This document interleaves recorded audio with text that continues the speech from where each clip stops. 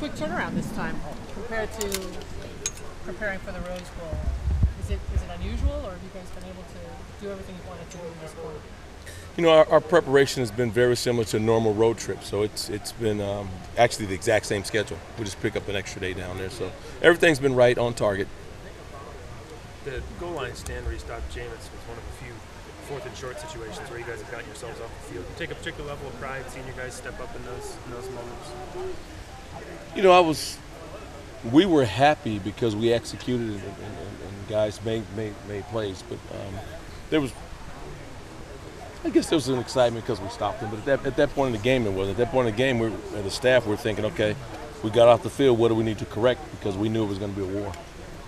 Eric talked about you guys want to force their quarterback into making quick decisions. How important will that be in this game? Excuse me, say it again? Forcing their quarterback to make quick decisions. How important will that be in this game? You know, I think their quarterback is really talented. You know, you keep hearing that it's the third quarterback, but I think they have a terrific system, and I think that they have the quarterbacks for that system. So I don't think I think they'll be fine at quarterback. You know, for us, we've got to do a good job of, as always, mixing up what we're doing, and you know, rotating coverages and changing up where we're coming from. And then obviously, if we can get a beat in the game on something, we want to try to lock in on that. The defense has played, I thought, at a real high level at Pac12. In fact, I didn't think it could get any better, and then it did in the Rose Bowl. Can you talk a little bit? Is it fair to say that there has been an evolution or a growth that could be charted from August to January 1st? You know, the development and continued development of our defense is linked to a couple things. Number one, primarily, is we have continued as coaches to preach the exact same thing. So you know, the fundamentals, the tackling, the leverage, and the communication. You know, I think what's happened over the course of the season is that we've continued to have some success. As coaches, we've been able to point out the success and how we got there, and the kids have bought in. And now the practices are getting better, and then you're seeing the evidence on the field. But I think it's been a product of us continuing to stay the course.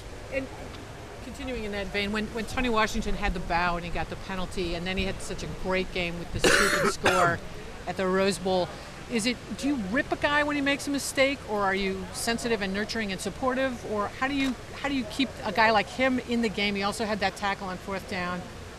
How do you keep him from collapsing, or do you have to build him back up?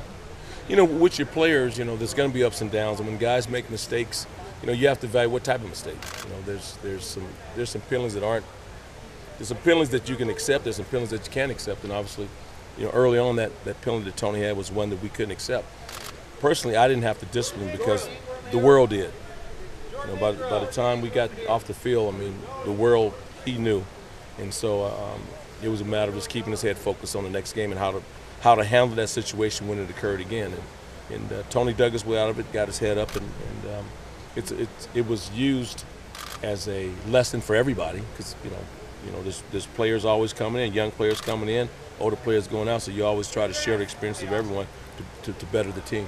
Would you say that's remarkable for Oregon's defense or typical for Oregon's defense? I'm sorry, which? The way he handled it, the way you guys handled it, and the improvement that he showed and that the defense has shown from then to now. I think that improvement is what we're looking for. I think that's what we would like to build on as guys, you know, making mistakes and then growing, and from that, and then, you know, becoming better players and better people, and then lifting this program up. And then for me, finally, Ohio State. What do you see? How do you scheme? How do you defend them? How do you beat them?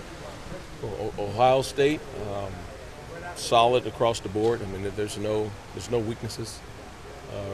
Tremendous offensive line, probably the best receivers we've seen, and a very exciting running back who's really, really good, breaks tackles. He does a great job of blocking. The tight ends are big. They catch the ball when they need to, but they're great blockers. And the quarterback, you know, in that system, you know, the quarterback is the benefactor of a lot of great players around him. So I don't think there's a ton of stress on him to make a lot of plays because there's so many playmakers around him. They have a great scheme. There's a reason why they're in this game. They're really good. They have a great running game. They have some great schemes. I mean, when you first put the film on, you look at it and go, oh, that's just X play. And then when you start watching, like, no, No, they're doing some things that make X play work, and they've got a great system. So it's exciting opportunity. The thing that we have to do, it's what we've been preaching on. We have to do a great job at the line of scrimmage. And then we have to read our keys, and guys got to separate and get off the blocks.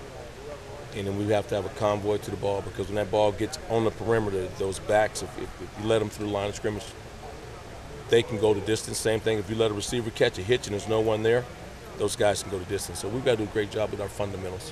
What makes you believe, Don, that they will do that? Why will Oregon beat Ohio State? I haven't said that's you said that, I didn't. What we're looking for Oregon to play the best game. And we're going to base us playing our best game on how we prepare. And the preparation thus far has been as good or better than it's been. So if we can continue that the next 3 or 4 days, whatever that is, then we'll walk on and feel very confident that we can execute and play our best game. And that's what it's about. It's about playing our best game. Are you allowing yourself or your players any time to think, beyond the business aspect of this, to think, this is exciting, we're playing for a national championship? Or not yet? My approach, I would say our staff's approach is the same approach it's been. It may be different for the players because they're only with us a certain amount of the day, and I'm sure family and friends, and if they're watching a lot of TV, I'm sure they're hearing a lot of other things. But for us, it's the next game, it's the last game, and we want to prepare and play our absolute very best. We need to leave our best on the field. Do you ever allow yourself, after you've left the office, when you're walking out to the car or anything, do you ever allow yourself to soak in that moment that Oregon has made it back to the national title game? Not at all. Not at all.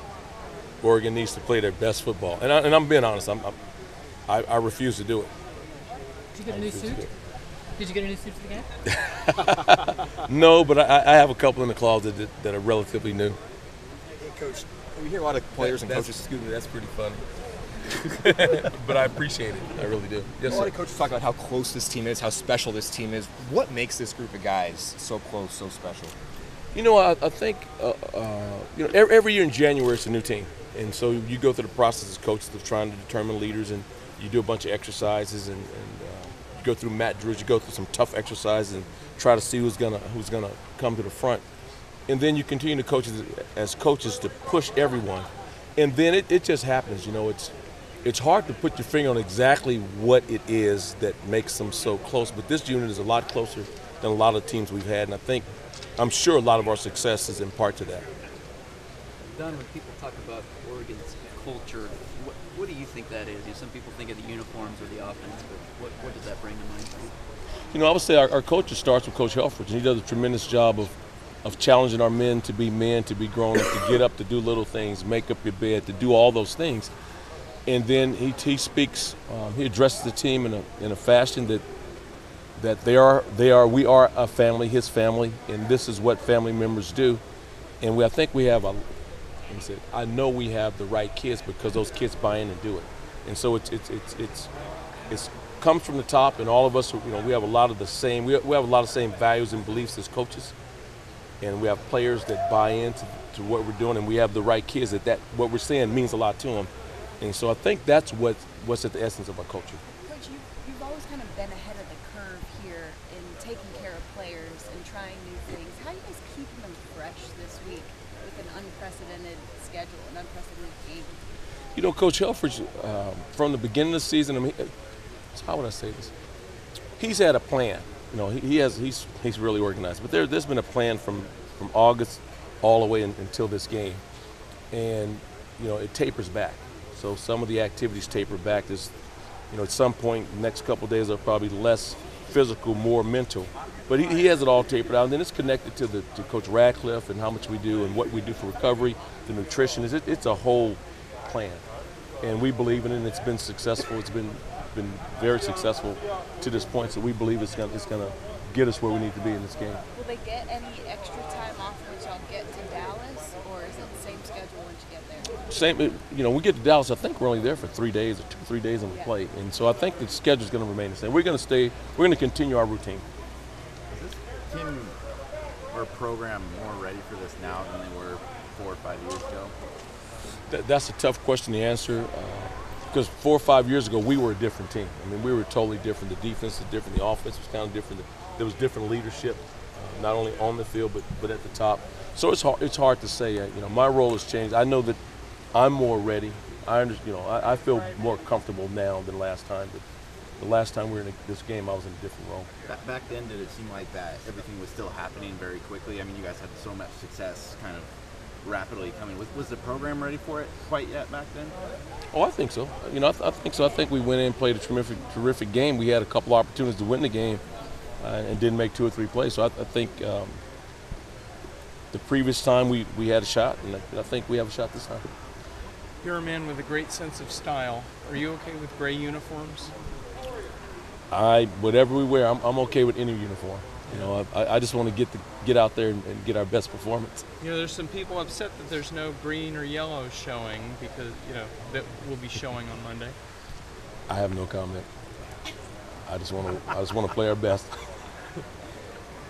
As a longtime assistant coach, has you ever seen a situation, whether it's been a guy on the defense, on the scout team, or on offense, whatever position, where almost every player has said, Marcus Mariota has made me a better player as a football player? I don't know. I know that we've had a lot of good quarterbacks and a lot of good players, but that I really don't know. That's a good question, but I don't know. I know we've had a lot of guys that have made a lot of guys better. I know that part of our success is because we've had a lot of players that have been catalysts that have brought the best out of other players, be it on the field or off the field. And so I know we've had a lot of guys, but to say the extent of Marcus, I don't know. How would you describe what you had to focus on most this week in practice, getting ready for these guys? Our practice routines are pretty much the same. It's a standard regimen: Monday, Tuesday, Wednesday, Thursday, and the thing that changes is the reads. Okay, last week the reads were the combination of blocks. Over this week, this is the emphasis. So that's what we've had to change. But our kids show up every day motivated. They show up every day prepared and excited. Our meetings are always excited and energetic. So that part has remained consistent. It's been tailoring our defense to their offensive plays. What's the most difficult aspects of that when you look at the offense? Their offense? Yeah. No, what I think they do the best, I think their running schemes they have some of the better running schemes that I've seen in terms of how they block things. I mean, once again, some of the plays look very similar to other teams, but the way they block it and the way they set people up and get some of these blocks is a little different. So I think that's the most challenging because we haven't seen we haven't seen the degree of detail in some of the blocking patterns that this team presents. Have you seen are any teams in the Pac-12 comparable to Ohio State? No. I mean, there's some teams in our conference that run similar plays, but the way they construct and set the plays up is different. Listen, in my opinion, it's different. How about physically, tempo, anything like that? Well, I mean, yeah, I think the tempo is going to be comparable to the tempo teams in our conference. Yes. Could you use Michigan State as a way to compare, contrast, or anything? No, they're different. They're really different.